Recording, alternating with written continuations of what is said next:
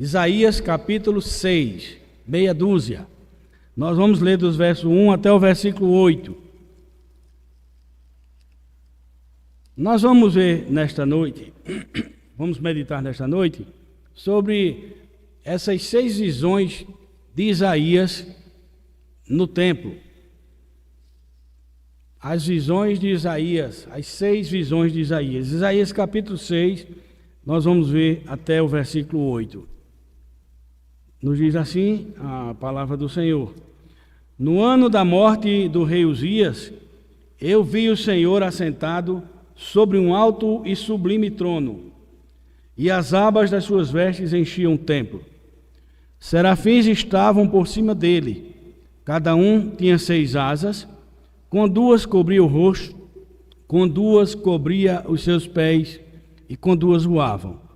E clamavam uns para os outros, dizendo: Santo, Santo, Santo é o Senhor dos exércitos, toda a terra está cheia da sua glória. As bases do limiar se moveram à voz do que clamava, e a casa se encheu de fumaça. Então disse eu: Ai de mim, estou perdido, porque sou homem de lábios impuros. Habito no meio de um povo de impuros lábios, e os meus olhos viram o Rei, o Senhor dos exércitos. Então um dos serafins voou para mim, trazendo na mão uma brasa viva que tirara do altar com uma tenaz. Com a brasa tocou a minha boca e disse: Eis que ela tocou os teus lábios. A tua iniquidade foi tirada e perdoado o teu pecado. Depois disto, ouvi a voz do Senhor que dizia: A quem enviarei e quem há de ir por nós? Disse eu: Eis-me aqui, envia-me a mim. Que o Senhor aplique a sua palavra ao nosso coração, que nós possamos tirar proveitos da meditação nesta noite aqui na casa do Senhor. Amém. Os irmãos podem sentar.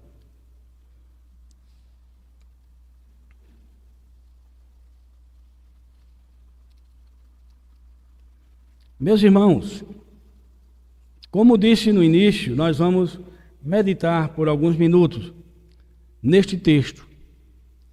E a nossa meditação nesta noite será sobre as 6 visões de Isaías. A primeira visão de Isaías é a visão do caos. Isaías, ele vive num contexto de verdadeiro caos espiritual. Então ele começa a descrever já no primeiro capítulo, quando ele diz a situação em que se encontrava Israel. Ele diz no versículo, versículo 4, Ai desta nação pecaminosa, povo carregado de iniquidade, raça de malignos, filhos corruptores, abandonaram o Senhor, blasfemaram do Santo de Israel e voltaram para trás. Toda a cabeça está doente, eu estou resumindo, toda a cabeça está doente e todo o coração enfermo. A vossa terra está assolada, as vossas cidades consumidas pelo fogo, a vossa lavoura, os estanhos a devoram em vossa presença. Os versos 4 a 7. Então, a primeira visão de Isaías é a visão do caos, de um caos espiritual. Era essa a situação espiritual de Israel. Malignos, corruptores, abandonaram o Senhor, blasfemaram do Santo de Israel, voltaram para trás. Toda a cabeça está doente, todo o coração enfermo. A mente e o coração enfermos pelo pecado e pela desobediência.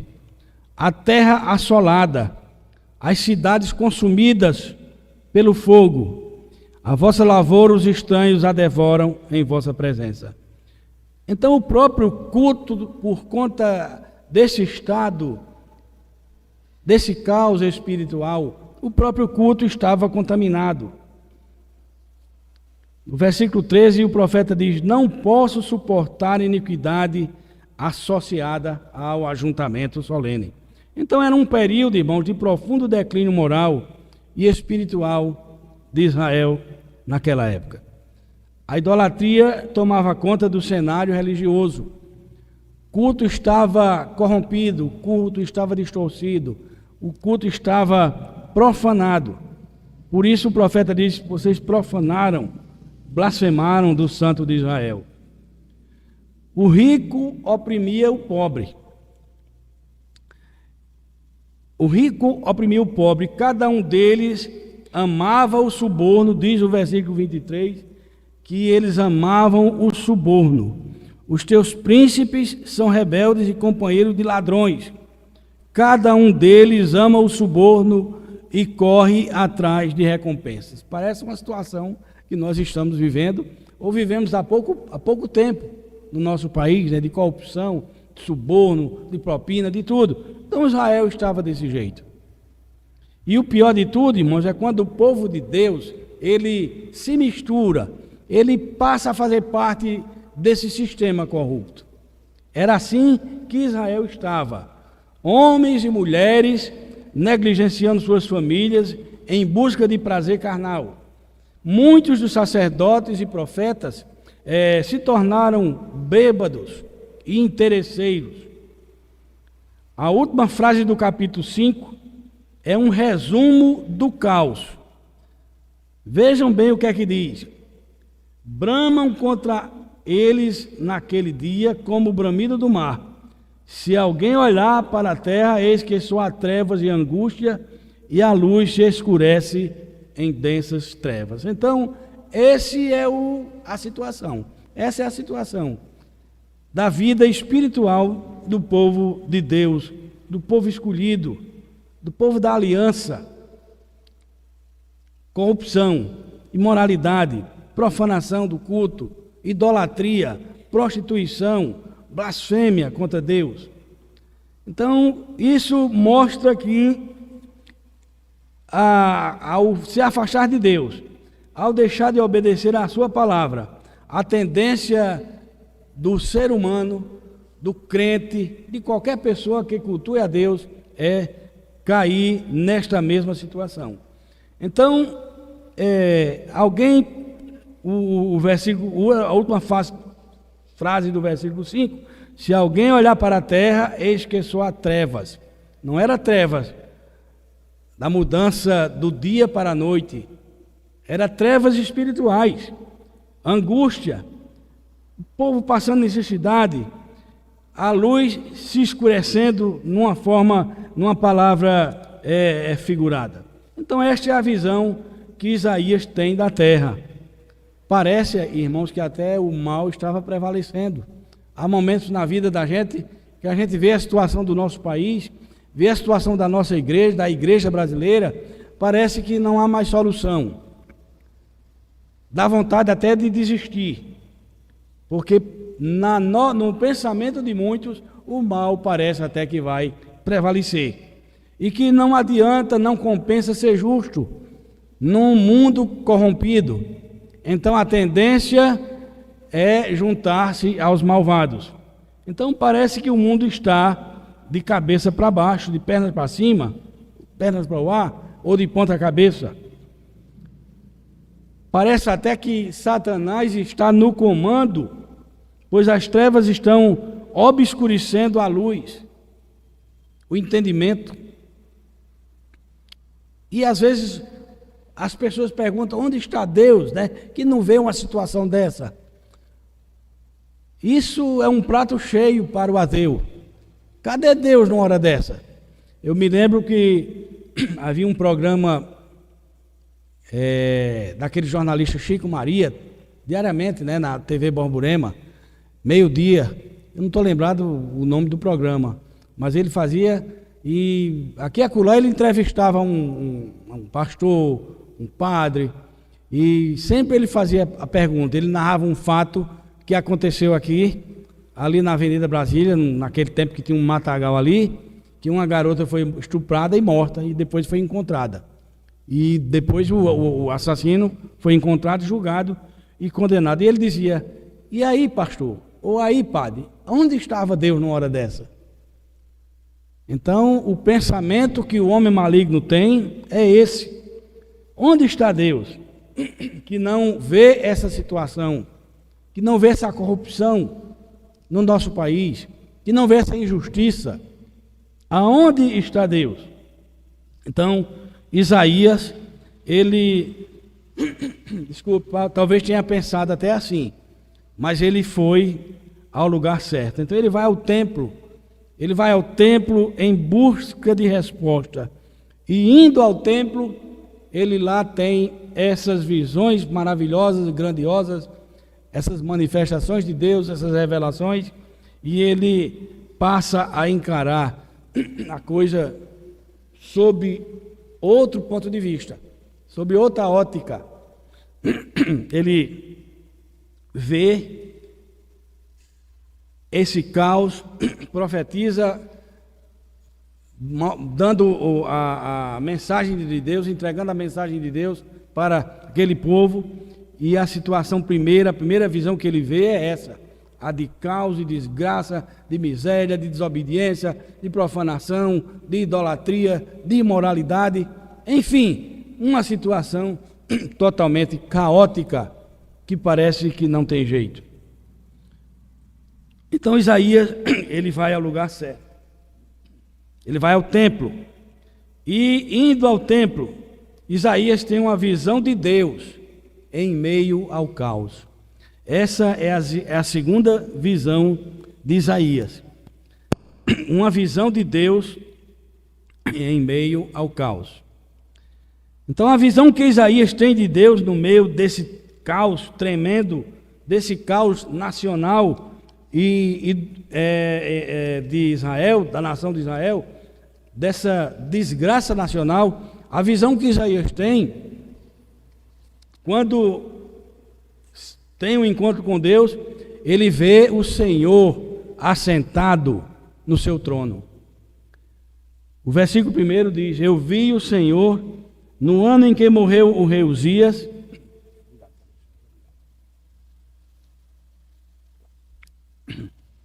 Ele diz: eu vi o Senhor assentado sobre um alto e sublime trono. Então é essa a visão que Isaías tem quando ele vai ao templo de Deus em busca da resposta. Essa visão de Deus assentado no trono.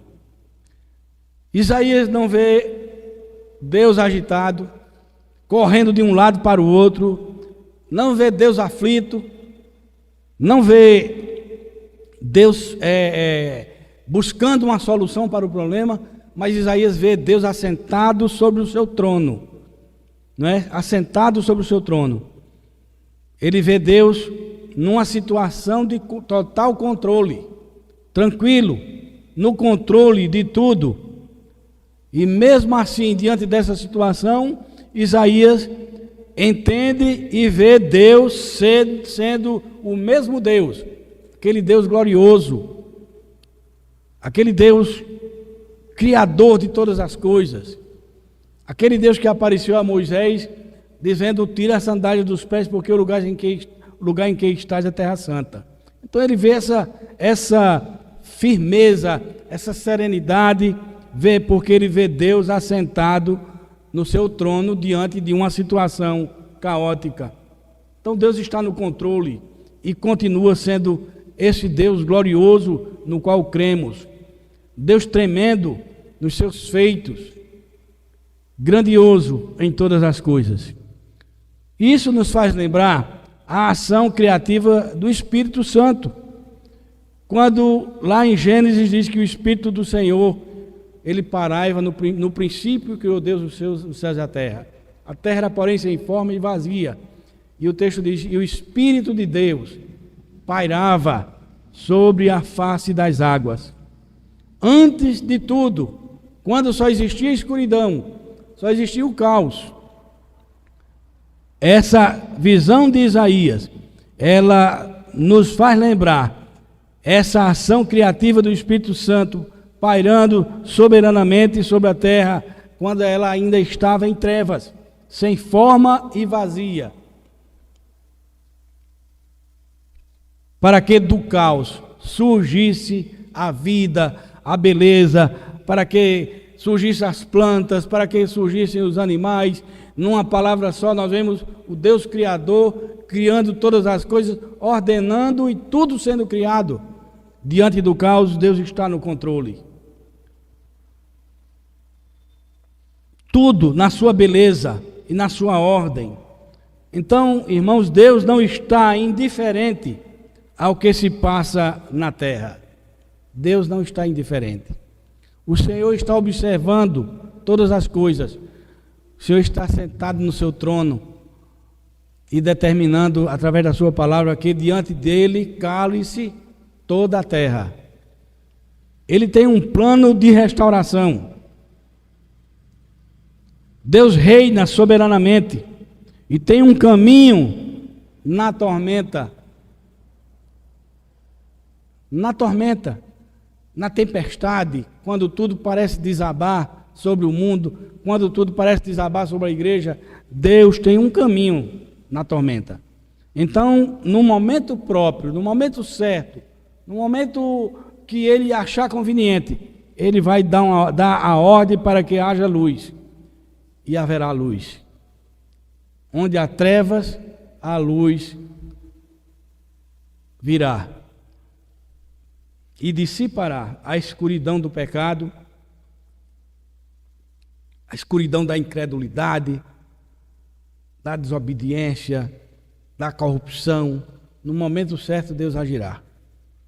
Porque, agindo Deus, quem impedirá? Ninguém pode impedir Deus. Mas a terceira visão que Isaías tem de Deus é uma visão de adoração em meio ao caos. Isaías não tem somente uma visão do caos, ele não tem somente uma visão de Deus em meio ao caos, mas ele tem também uma visão de adoração em meio ao caos. As circunstâncias são ruins, a coisa não era para brincadeira, a situação era realmente caótica, triste, mas Isaías ele tem uma visão também de Deus sendo adorado em meio ao caos. Pois Deus permanece digno de louvor. Os anjos diziam constantemente: Santo, Santo, Santo é o Senhor dos exércitos. O Deus 3 vezes santo, o Deus que é perfeito, o Deus trino, é santo o Pai, é santo o Filho e é santo o Espírito. O Deus 3 vezes santo. Então Isaías disse, lá no versículo 3, os anjos clamavam, voando uns para os outros e clamando, declarando a santidade de Deus numa adoração perfeita que só os anjos são capazes de fazer. Essa adoração. Então eles diziam constantemente, e é isso que eles falam, declaram dia após dia a santidade de Deus, mostrando que Deus está no controle de todas as coisas, mesmo diante do caos, do desespero. Pois Deus não é o culpado pelo mal que há na terra. O mal, é produto da desobediência do homem. É o produto da desobediência humana que trouxe todos esses males.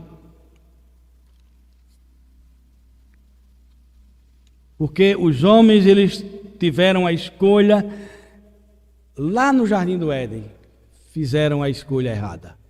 Então eles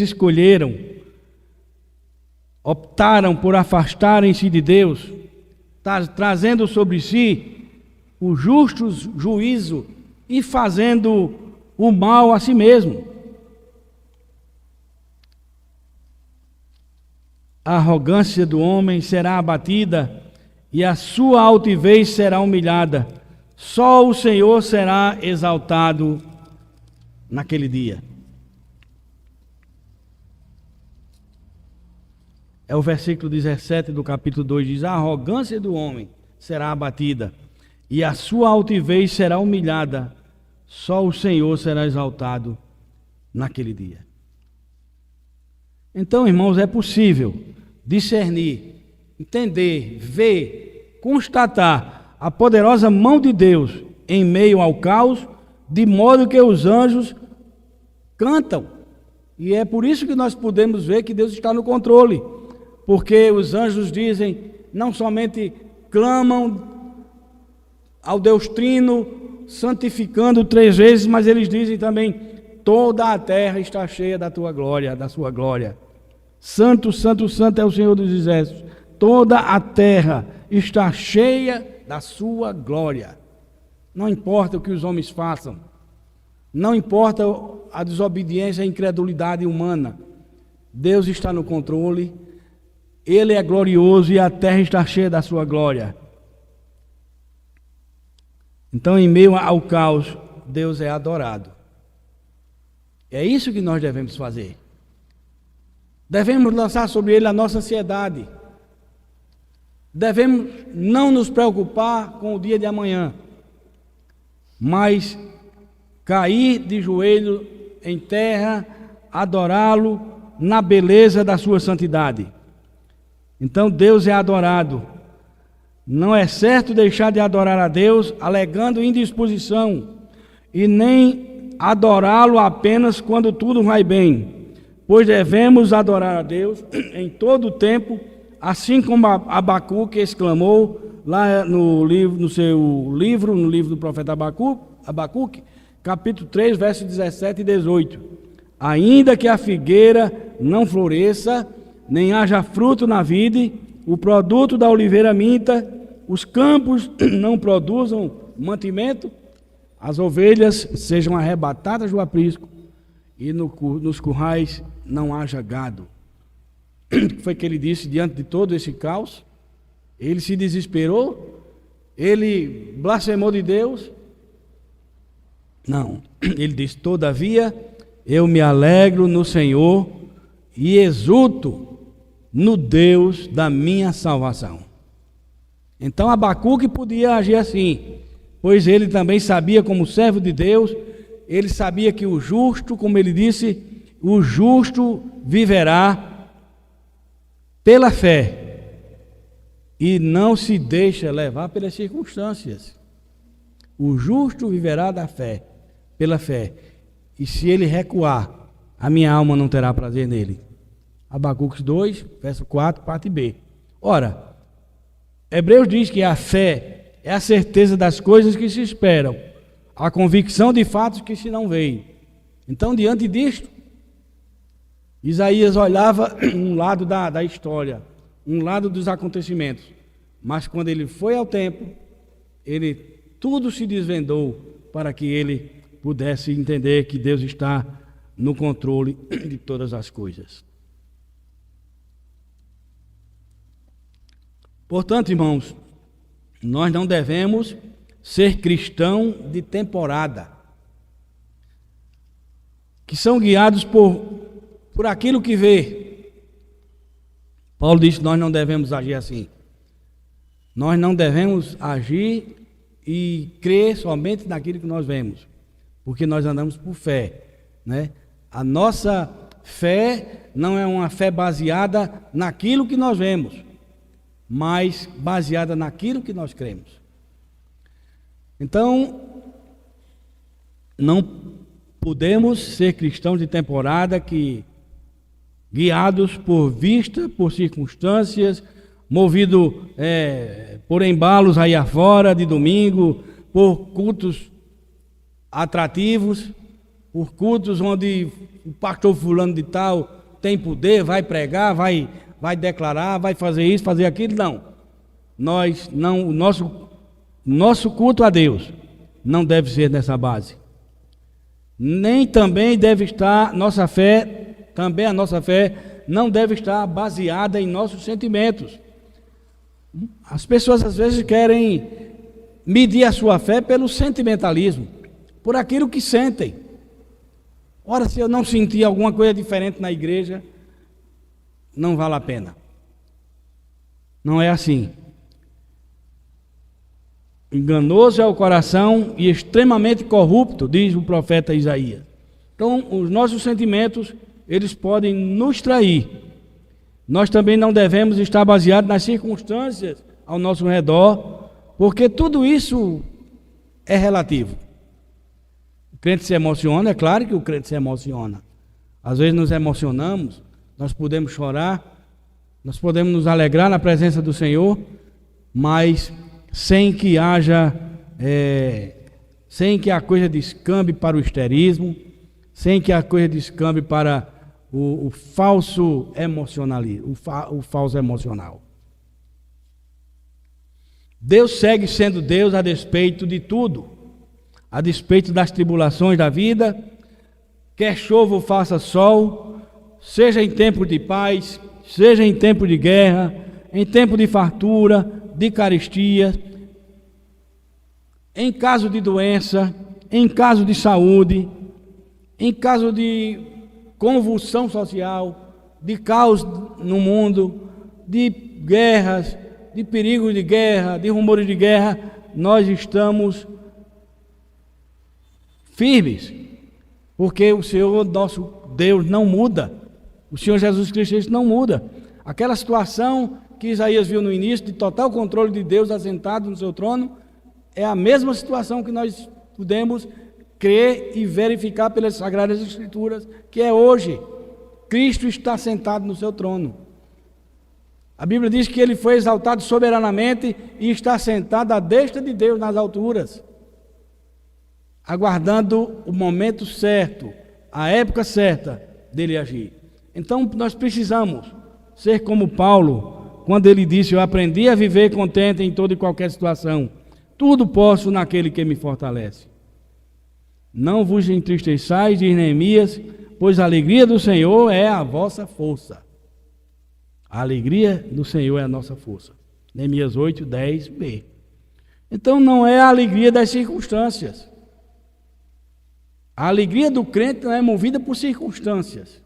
A nossa alegria é movida pelo fato de que fomos salvos, que estamos seguros nas mãos de Deus, que jamais nós seremos tirados, arrebatados para o mundo, porque nós estamos seguros. Então a nossa alegria não é com base nas circunstâncias, não é a alegria e nem a paz deste mundo, paz que o mundo oferece. É algo que vem de Deus, que vem do Senhor. Como diz Paulo, há uma paz que excede a todo o entendimento. Não há quem possa descrever a paz que o crente verdadeiro sente.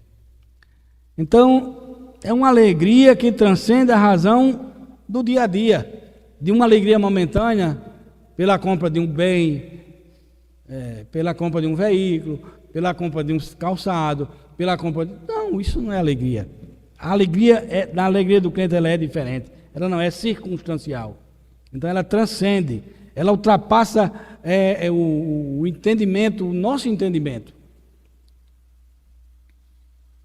A despeito da situação, dos problemas e das vicissitudes da vida, Deus segue sendo Deus e a cruz continua sendo um evento histórico através do qual o Senhor Jesus Cristo nos redimiu e nos perdoou os pecados.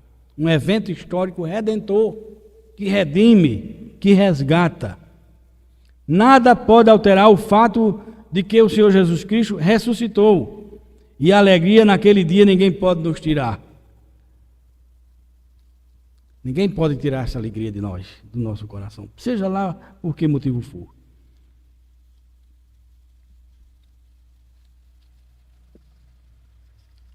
Paulo diz, lá em Romanos 8,35, quem nos separará do amor de Cristo? E ele dá uma série de circunstâncias, ele mostra uma série de problemas ali, que poderia ser capaz de nos afastar do amor de Cristo. Quem nos separará? E ele diz, nada nos separará do amor de Cristo, do amor de Deus que está em Cristo Jesus, o nosso Senhor. Mas a quarta visão que Isaías tem é uma visão de si mesmo. E essa é uma visão, irmãos, que nós precisamos ter. Isaías tem uma visão de si mesmo. É no versículo 5 que ele declara essa visão. Ele diz, então disse eu, ai de mim, estou perdido, ou vou perecendo, porque sou homem de lábios impuros, habito no meio de um povo de impuros lábios, e os meus olhos viram o Rei, o Senhor dos Exércitos. Então, essa é a quarta visão do profeta. Uma visão de si mesmo em meio ao caos. Então, diante de Deus, o que é que Isaías vê? O que é que ele contempla?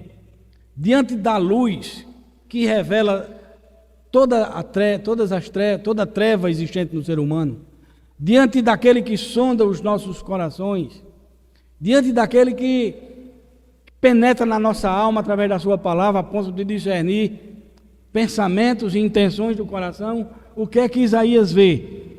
Ele não vê o pecado do outro, ele não olha para o pecado lá dos seus patrícios, dos seus contemporâneos, ele não se desculpa pelo seu pecado também, ele não diz que o seu pecado é porque fulano olhou de forma atravessada para ele, ou porque fulano ou cicrano disse uma palavra que o desagradou. Ele não busca justificar o seu pecado, ele não busca um bode expiatório para o seu pecado, queixando-se de sua herança genética. Por que é que Deus me fez assim? Tentando assim minimizar a sua responsabilidade. E nem apela também para as circunstâncias desfavoráveis ao seu redor.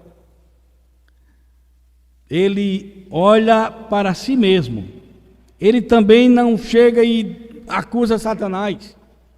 E foi uma tentação, foi o diabo que fez com que eu pecasse. Ele não justifica isso.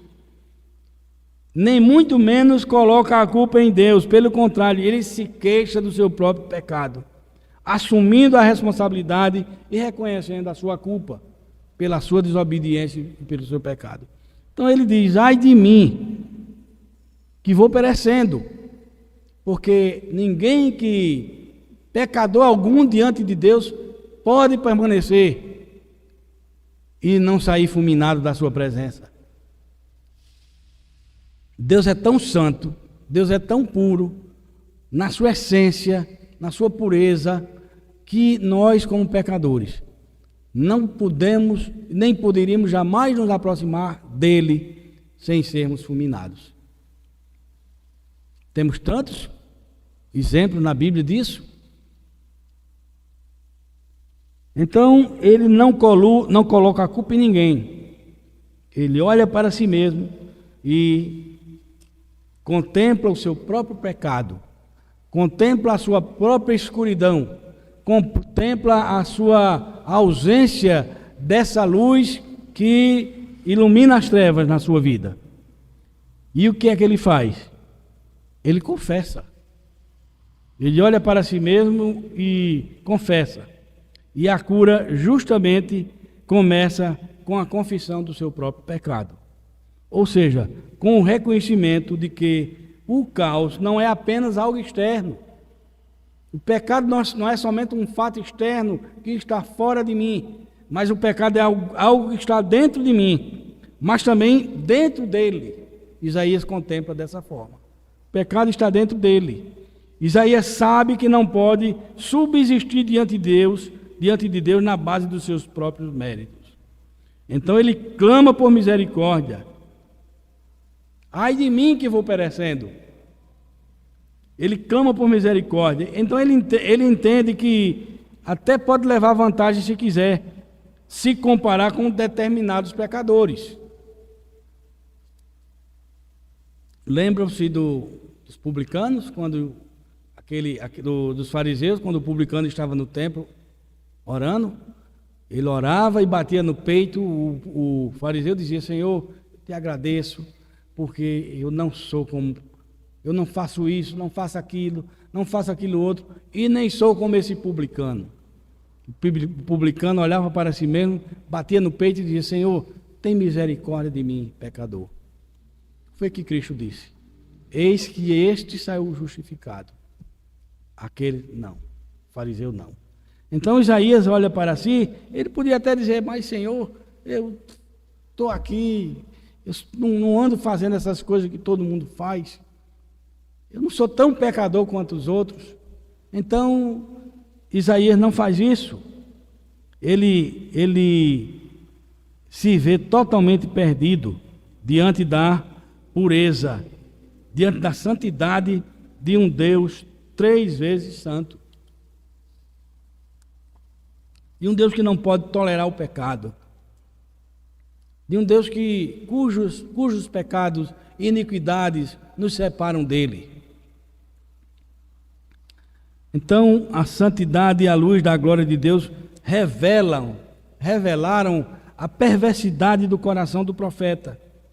E assim, ele se volta para Deus, não tendo mais para onde ir, ele se rende aos pés do Senhor e diz: ai de mim que vou perecendo. Então, o Senhor nos fala lá em Lamentações, capítulo 3, verso 39 a 40, de que se queixa, pois, o homem vivente? Queixe-se cada um dos seus próprios pecados. Então, façamos, irmãos, como Jeremias, esquadrinhemos os nossos caminhos, provemos ao Senhor e voltemos para Ele. E Ele, que é rico em perdoar, nos perdoará as nossas ofensas. A quinta visão de Isaías é a visão da bênção em meio ao caos. Primeira visão é a visão do caos. A segunda visão, a visão de Deus em meio ao caos. A terceira visão, visão da adoração em meio ao caos. A quarta visão, a visão de si mesmo em meio ao caos. E a quinta visão, a penúltima visão de Isaías, é a visão da bênção em meio ao caos. Deus se compadece. Deus tem misericórdia do profeta. E é assim que Deus age. Davi diz que Deus não despreza um coração contrito, um coração arrependido, um coração quebrantado. Deus se compraz. Então, a bênção, a quinta visão é isso, é uma visão de bênção em meio ao caos. Então, por isso, Deus se compadece e envia os serafins para purificarem os lábios do profeta. Purificar é uma linguagem simbólica. Há quem diga que Isaías, há quem diga, a Bíblia não fala sobre isso, mas ele diz que lábios impuros. Isaías usava muitas palavras impróprias. E por isso ele diz: ai de mim que eu vou perecendo, porque sou um homem de lábios impuros. Então Deus se compadece e envia os serafins para purificarem os lábios de Isaías. O versículo 6 e 7 nos diz: então um dos serafins voou para mim, trazendo na mão uma brasa viva que tirara do altar com uma tenaz. Com a brasa tocou a minha boca e disse: eis que ela tocou os teus lábios, e a tua iniquidade foi tirada, perdoado o teu pecado. Trata-se aqui de uma purificação espiritual. Deus purificando o profeta para agir como o seu porta-voz. Vemos a ação misericordiosa e graciosa de Deus que aponta para a obra redentora do Senhor Jesus Cristo. Deus não abandona o homem à própria sorte, mas intervém na história, promovendo salvação. Então, ainda que Isaías tenha vivido cerca de 700 anos antes de Jesus, ele descreve o Cristo de modo tão detalhado. Ele descreve o Senhor Jesus Cristo de modo detalhado, irmãos. Lá no capítulo 53 de Isaías, nós vemos, parece que o profeta está contemplando. Parece que o profeta foi transportado do passado para o pé da cruz, para os dias do Senhor Jesus Cristo. Com tanta clareza, Isaías, no capítulo 53, mostra isso, fazendo menção, fazendo uma descrição perfeita e completa do nosso Mestre. do servo sofredor.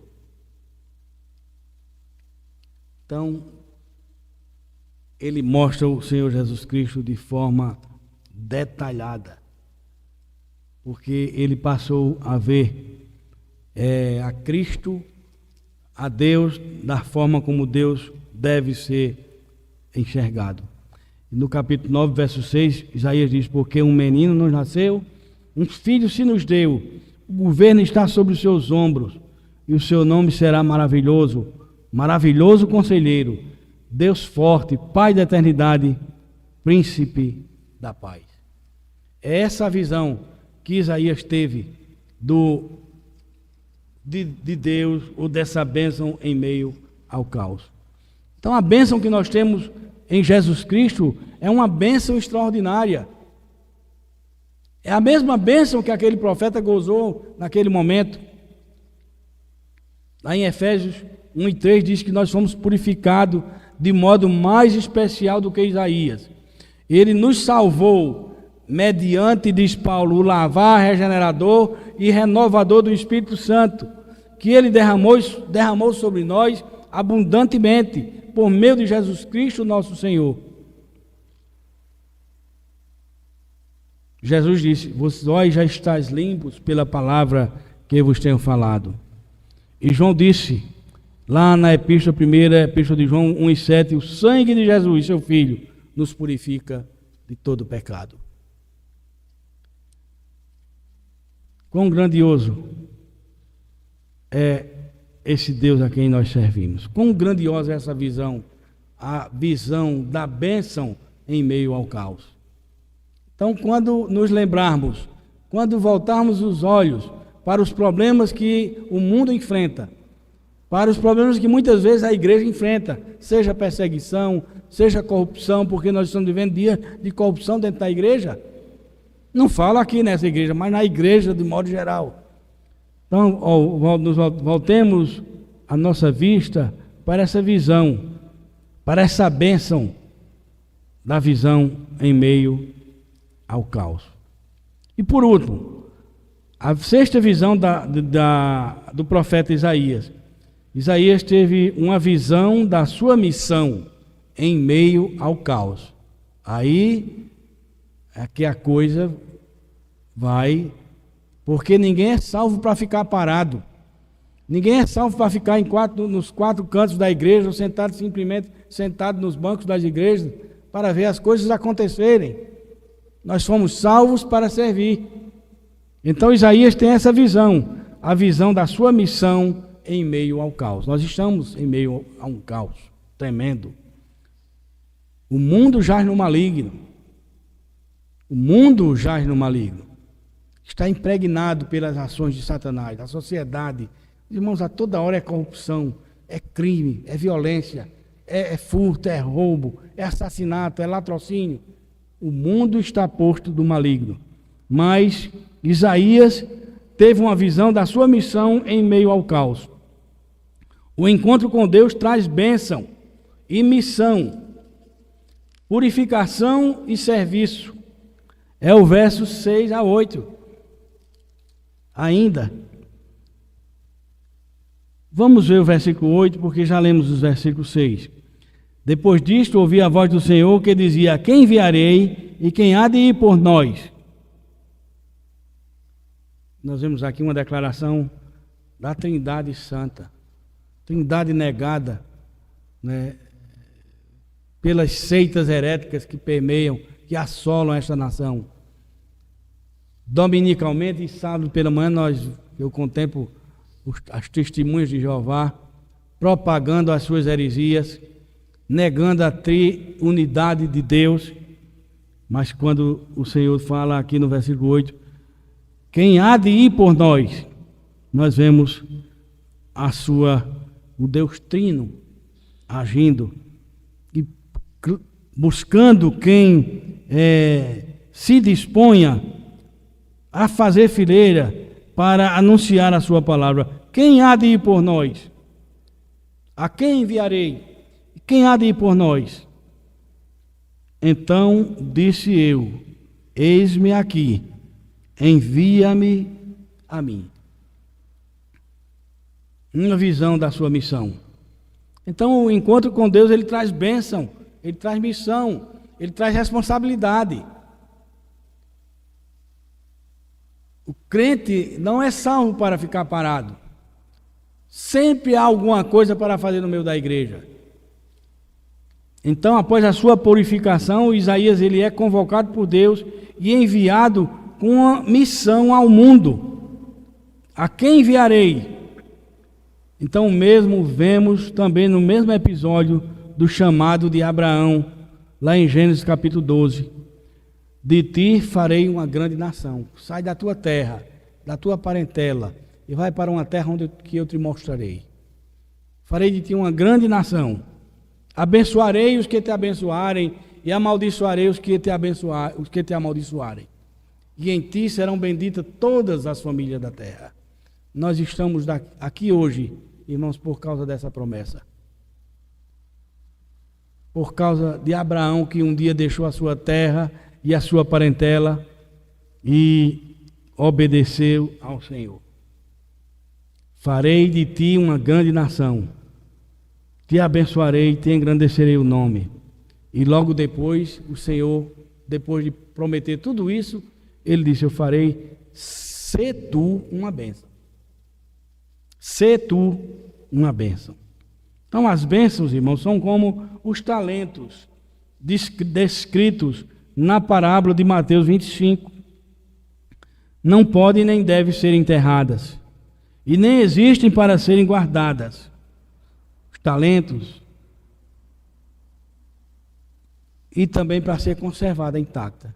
Salvação não é só para nós. Os nossos talentos não são somente para nós, é para serem usados em favor dos outros. Antes precisam render e produzir frutos, senão corre o risco de ser considerada nula. Pois aquele que é abençoado por Cristo deve ele próprio ser uma bênção. Aquele que bebe da água da vida não tornará apenas a não ter mais sede de novo, mas também se tornará uma fonte a saltar para a vida eterna. Quem crê em mim, disse o Senhor Jesus, quem crê em mim, rios de água vivas fluirão do seu ventre, e será uma fonte para jorrar, a saltar para a vida eterna. Então devemos ser como luz, que não existe para ser guardada, mas sim para ser espalhada em benefício de todos. Cristo diz: não se põe uma vela debaixo do velador, fechada, a chama coberta, mas no velador para que ilumine toda a casa. Então nós somos chamados para fazer diferença no mundo.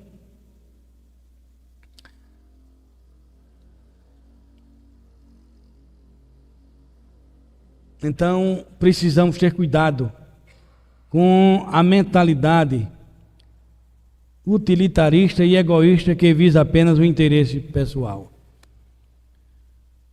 que usa e depois joga fora como algo descartável fosse.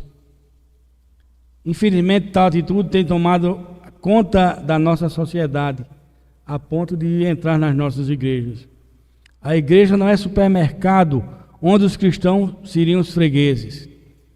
Eu vou naquela igreja ali, que ali tem uma bênção maior. Aí, talvez Deus, pela sua misericórdia, até conceda, mas sai. Não foram 10 os curados? Cadê os outros 9?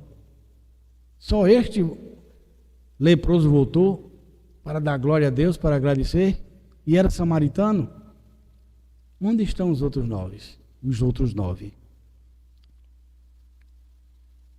Então hoje muitos trocam de igreja com a mesma facilidade com que se troca de supermercado, com quem troca de roupa. Estão sempre em busca de melhores ofertas. As pessoas estão assim, nunca se satisfazem com o que têm. Sempre estão em busca de novidade. Muitos estão em busca de novidade. Não estão dispostos a servir para suprir as necessidades da igreja local. não se sentem responsáveis, são melindrosos, imaturos, bebês que precisam ainda de mamadeira. Por isso Paulo diz: eu não vos pude tratar como a espirituais, mas como a carnais. Leite vos dei de beber, ou a beber, porque vocês não podiam ainda se alimentar de comida sólida. A igreja também não é um navio, onde os cristãos seriam os turistas. Mas a igreja, se a igreja fosse um navio, e os cristãos seriam a tripulação e não meros passageiros. A tripulação, diferentemente dos passageiros, é aquela equipe que trabalha para manter o navio no curso, para atender os comandos do seu comandante. Longe de nós tal mentalidade, irmãos. Eu diria que isso é uma mentalidade sanguessuga, parasita, que nada tem a ver com seguir os passos do Senhor Jesus Cristo. Porque o próprio Senhor Jesus Cristo, ele veio para servir e não para ser servido. Porque o Filho do Homem veio para servir, não para ser servido, e dar a sua vida em resgate de alguns. Não é assim? Não, em resgate de muitos.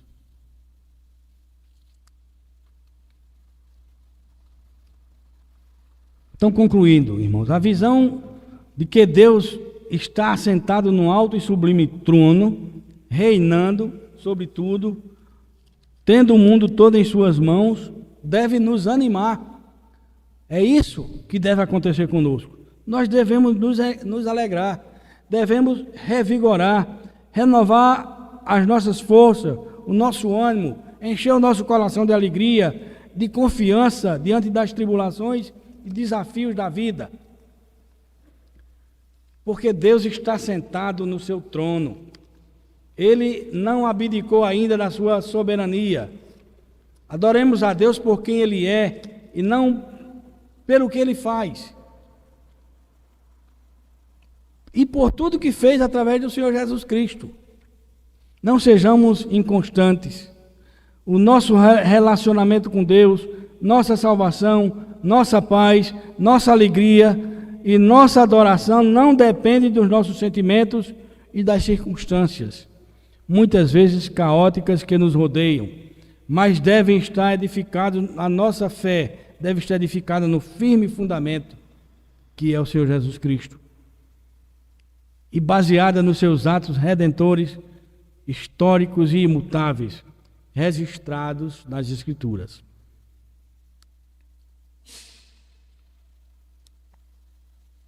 O encontro com Deus, ele produz humildade, reconhecimento do nosso pecado e da nossa culpa, conduzindo-nos ao arrependimento. Não há lugar para desculpas ou para transferência de culpa quando estamos diante daquele que é santo, diante daquele que sabe todas as coisas. Por fim, irmãos, Deus nos concede bênçãos para que possamos também ser bênção. Ele nos escolheu para que a gente vá e dê fruto. Então, os talentos que Deus nos concede não devem ficar estagnados. Precisam ser aplicados para poderem render. O justo, como já disse, vive pela fé e não pela circunstância. Que nós nos fortaleçamos nessas promessas, nestas visões de Isaías, nos lembrando sempre que Deus está no controle de todas as coisas. Deus não abdicou do seu trono. Ele está lá, reina soberanamente. Como nos diz aquele hino, Aleluia de Handel, aquele hino clássico do Evangelho. Pois o Senhor reina para sempre, e sempre, e sempre, e Ele reinará para sempre. Então, confortemos os nossos corações nessas promessas, enchamos o nosso coração de alegria e a nossa alma de esperança, porque Deus, acima de tudo, está no controle das nossas vidas. Nem um fio da nossa cabeça cairá, sem que seja pela permissão de Deus. Que Ele nos abençoe e nos fortaleça. Amém. Nós vamos concluir cantando mais um hino. E assim estaremos encerrando a nossa reunião de hoje.